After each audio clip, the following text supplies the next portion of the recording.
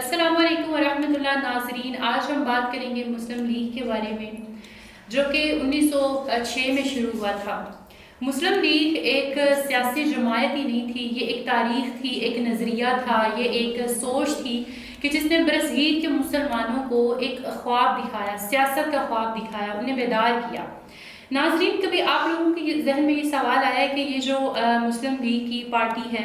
یہ محض ایک پارٹی ہے یا کوشش ہے؟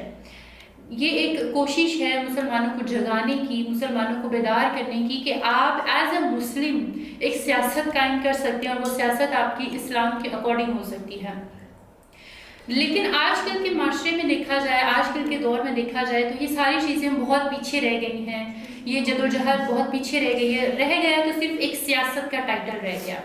تو آج ہم اسی موضوع کو ڈسکس کریں گے کہ جو مسلم لیگ کی ایک سیاست وجود میں آئی تھی مسلمانوں کے لیے، ان کو بیدار کرنے کے لیے، وہ آج کے دور میں کس طرح سے چل سکتی ہے، اس کو کس طرح سے چلایا جا سکتا ہے، اور کس طرح سے خاص کر یوتھ کو اور لیڈیز کو اس میں لے کے آیا جا سکتا ہے۔ ہمارے ٹاپک کو کور کرنے کے لیے ہمارے ساتھ موجود ہیں مسلم لیگ کی پریزیڈنٹ مس ماریہ خان۔ السلام علیکم، کیسی ہیں؟ وعلیکم السلام، الحمدللہ I'm fine۔ تو میرا آپ سے آج پہلا سوال یہ ہے کہ تاریخ پاکستان کی جو اگر ہم تاریخ دیکھیں تو اس میں فاطمہ جناح کا جو کردار تھا، مادر ملت تھا، بہت اسٹرانگ تھا، ایک روشن مینار کی طرح تھا۔ لیکن آج کل معاشرے میں خواتین کو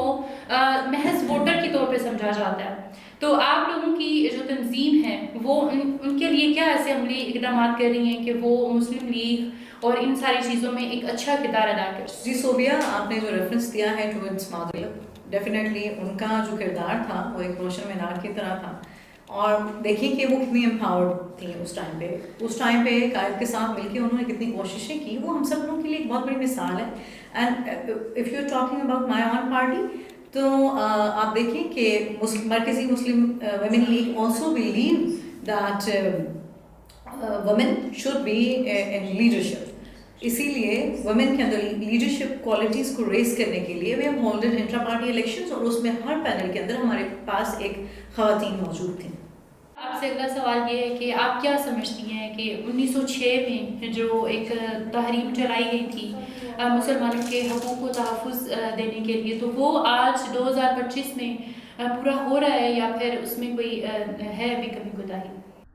جی صوبیہ، یہ تو اللہ کا بہت بڑا شکر ہے کہ وی ہیو گاٹ آور اون پاکستان، جہاں پہ ہم فریڈم کے ساتھ رہتے ہیں، جہاں پہ ہمیں ہر طرح کی مذہبی آزادی ہے۔ لیکن انفارچونیٹلی جس بنیاد پہ ہم نے پاکستان حاصل کیا تھا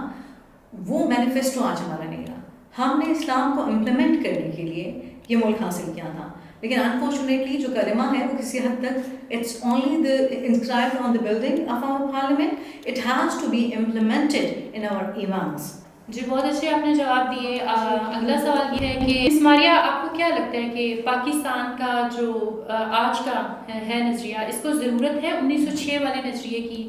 یا پھر اس جیسے جو ہے کام یا اس جیسا جذبہ لے کے آنے کی؟ جی بالکل صوبیہ، نظریہ پاکستان ہی اصل میں بقائے پاکستان ہے، کیونکہ یہ نظریہ 1906 میں تو ایک بالکل مینیفیسٹو یا موٹو فارم میں ہمیں ملا، لیکن دو قومی نظریہ تو آپ جانتے ہیں کہ شاہ ولی اللہ کے ٹائم سے، because we were separate nations, ہمارا کلچر، ہماری مذہبی اقدار، ہر چیز ڈفرینٹ تھی، اور one thing makes us very different, very unique all over the world, not only in subcontinent but all over the world، Muslim identity, کیونکہ ہمارا جو چاہے وہ ہماری مذہبی اقدار ہیں، چاہے ہماری سیاسی ہیں، وہ ہر ایک کے لیے فالو کرنے کے لیے ہیں، وہ مثال ہے باقی معاشروں کے لیے اگر وہ امپلیمنٹ ہو جائیں۔